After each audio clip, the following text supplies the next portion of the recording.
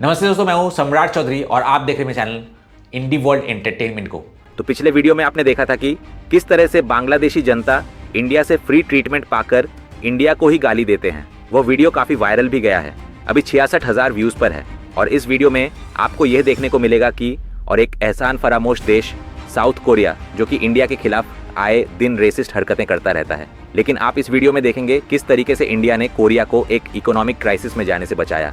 ये South Korean media की video है जहां पर वो बोल रहे हैं कि India literally saved them. India literally saved them by saving their exports. अगर इंडिया ना होता तो साउथ कोरिया की इकोनॉमी डूब जाती। अगर भारत के नजरिए से देखें तो यह पूरी स्थिति इंडिया की स्मार्ट पॉलिसी मेकिंग और स्ट्रेटेजिक पोजीशनिंग को दिखाती है। चीन पर निर्भरता कम करना, मैन्युफैक्चरिंग को तेजी से बढ़ाना और ग्लोबल कंपनियों को अपने इकोसिस्टम में लाना, इन सब कदमों ने भारत को आज ऐसी स्थिति में ला खड़ा किया है जहां बड़े बड़े एक्सपोर्ट ड्रिवन देश भी भारत के बाजार पर निर्भर होने लगे हैं। इतना ही नहीं, साउथ कोरिया अब भारत को सिर्फ एक ट्रेडिंग पार्टनर नहीं बल्कि अपने फ्यूचर इकोनॉमिक ग्रोथ और ग्लोबल कम्पिटिटिवनेस के लिए एक की पिलर के रूप में देख रहा है। बढ़ती हुई पार्टनरशिप्स, हाई लेवल विजिट्स और एनर्जी सिक्योरिटी जैसे मुद्दों पर कोऑपरेशन इस बात का साफ संकेत है कि दोनों देशों के रिश्ते अब एक नए स्ट्रेटेजिक लेवल पर पहुंच चुके हैं। तो चलिए साउथ कोरिया मीडिया की इस रिलेटेड एक रिपोर्ट देखते हैं, और खास करके लास्ट में जो मैंने कोरियंस को पेला है वह तो आप बिल्कुल भी मिस मत कीजिएगा। वीडियो में ज्यादा नेगेटिव कॉमेंट्स नहीं था, एक ही नेगेटिव कॉमेंट था, बट उसके जरिए मैंने सारे रेसिस्ट कोरियंस को जो मजा चखाया है वो आप बिल्कुल भी मिस मत कीजिएगा। तो वीडियो का लास्ट कॉमेंट जरूर देखिएगा। Let's start.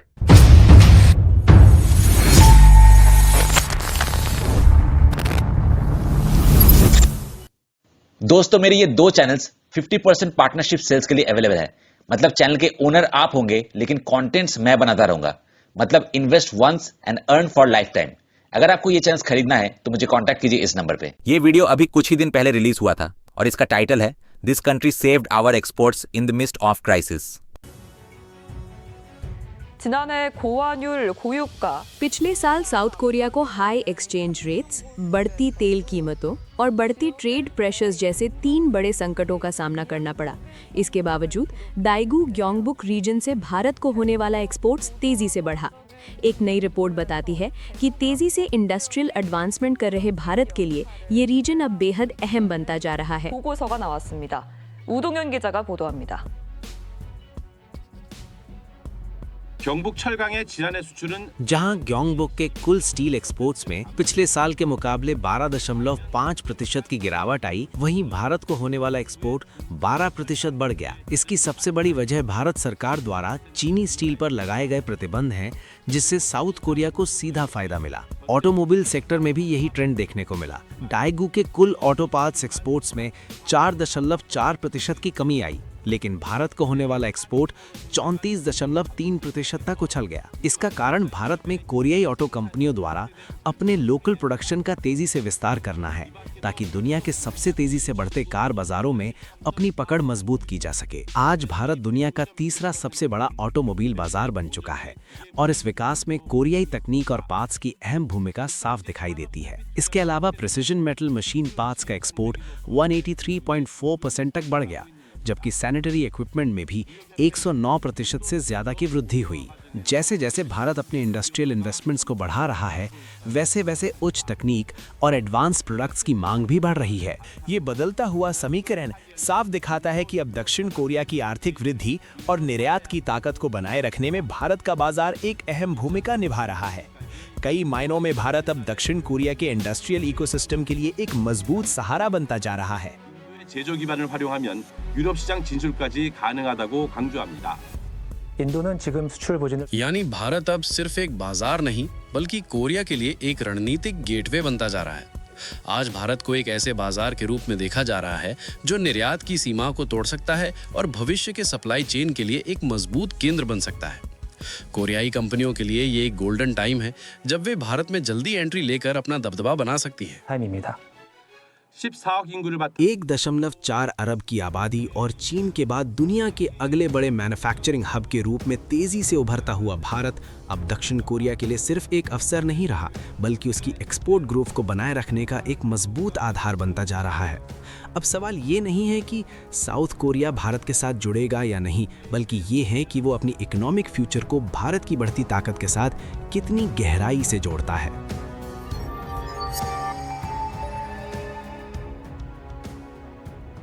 서로를 끌어안고 환하게 웃는 이재명 대통령과 모디 인도 총리.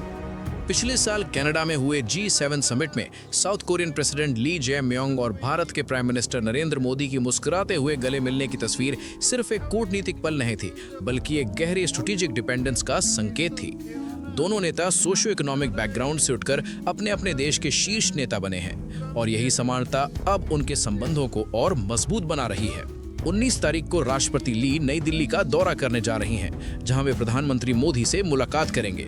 ये पिछले 8 सालों में किसी साउथ कोरियन राष्ट्रपति का भारत का पहला राजकीय दौरा होगा। खास बात यह है कि नई सरकार बनने के बाद इतनी जल्दी ये दौरा तय होना दिखाता है कि साउथ कोरिया के लिए भारत अब कितनी बड़ी प्रायोरिटी बन चुका है। 20 तारीख को होने वाली शिखर बैठक में ship building, finance, artificial intelligence और डिफेंस जैसे अहम क्षेत्रों में इकोनॉमिक कोऑपरेशन बढ़ाने पर चर्चा होगी। दक्षिण कोरिया के लिए ये सिर्फ साझेदारी नहीं, बल्कि भारत जैसे तेजी से बढ़ते बाजार के जरिए अपने एक्सपोर्ट्स और इंडस्ट्रियल फ्यूचर को सुरक्षित करने की रणनीति है। भारत की तेजी से बढ़ती इकोनॉमी और मैसिव डिमांड अब साउथ कोरिया के लिए एक मजबूत सहारा बनती जा रही है। ये दौरा साफ दिखाता है कि सियोल अब नई दिल्ली को सिर्फ एक पार्टनर नहीं, बल्कि अपने आर्थिक विस्तार का एक अहम स्तंभ मान रहा है। इसके बाद 21 तारीख को राष्ट्रपति ली वियतनाम का दौरा करेंगे, जहां वे नए नेतृत्व से मिलेंगे, जिसमें तो लाम भी शामिल हैं, जो कम्युनिस्ट पार्टी के महासचिव और राष्ट्रपति दोनों हैं। वहां परमाणु ऊर्जा जैसे क्षेत्रों में सहयोग पर चर्चा होगी, लेकिन पूरी रणनीति के केंद्र में भारत की बढ़ती भूमिका साफ दिखाई देती है। राष्ट्रपति ली का 6 दिन का ये दौरा ऐसे समय पर हो रहा है जब मिडिल ईस्ट में बढ़ते तनाव के कारण ग्लोबल एनर्जी सप्लाई चेन पर बड़ा खतरा मंडरा रहा है। इस अनिश्चित माहौल में साउथ कोरिया अब भारत और वियतनाम जैसे देशों की ओर देख रहा है, जिनकी ऊर्जा जरूरतें और चुनौतियां काफी हद तक समान हैं, ताकि मिलकर समाधान निकाला जा सके। खासकर भारत अब साउथ कोरिया के लिए सिर्फ एक व्यापारिक साझेदार नहीं, बल्कि एनर्जी सिक्योरिटी का एक अहम सहारा बनता जा रहा है। दोनों देशों की ऊर्जा निर्भरता एक जैसी होने के कारण जॉइंट रिस्पॉन्स और डीपर कोऑपरेशन की संभावना तेजी से बढ़ रही है। ये साफ संकेत है कि साउथ कोरिया अपनी इकोनॉमिक स्टेबिलिटी के लिए भारत पर अधिक भरोसा करने लगा है। इस दौरे के दौरान दोनों देश एनर्जी सिक्योरिटी के क्षेत्र में करीबी सहयोग को और मजबूत करने और साथ ही कोरियन पेनिनसुला व पूरे क्षेत्र में शांति बनाए रखने के लिए अपनी प्रतिबद्धता दोहराएंगे। दक्षिण कोरिया के लिए अब भारत के साथ संबंध मजबूत करना एक जरूरत बनता जा रहा है। इसी बीच राष्ट्रपति ली यूनाइटेड किंगडम और फ्रांस के नेतृत्व में होने वाली एक बहुपक्षीय वर्चुअल बैठक में शामिल होने पर भी विचार कर रहे हैं, जिसमें हॉर्मुज जल डमरू मध्य की सुरक्षा पर चर्चा होगी, जो दुनिया की सबसे महत्वपूर्ण ऊर्जा मार्गों में से एक है। भले ही इसमें अमेरिका शामिल नहीं है, लेकिन 70 से 80 देशों को आमंत्रित किया गया है। इस तरह के वैश्विक सहयोग के जरिए दक्षिण कोरिया खुद को अंतर्राष्ट्रीय रणनीति में मजबूत करना चाहता है, लेकिन इसकी असली दिशा साफ है। भारत जैसे देशों के साथ गहरे संबंध बनाकर अपनी सप्लाई चेन को सुरक्षित करना और भविष्य की आर्थिक चुनौतियों से निपटना। 가능성이 있습니다. OBS 뉴스 정철호입니다.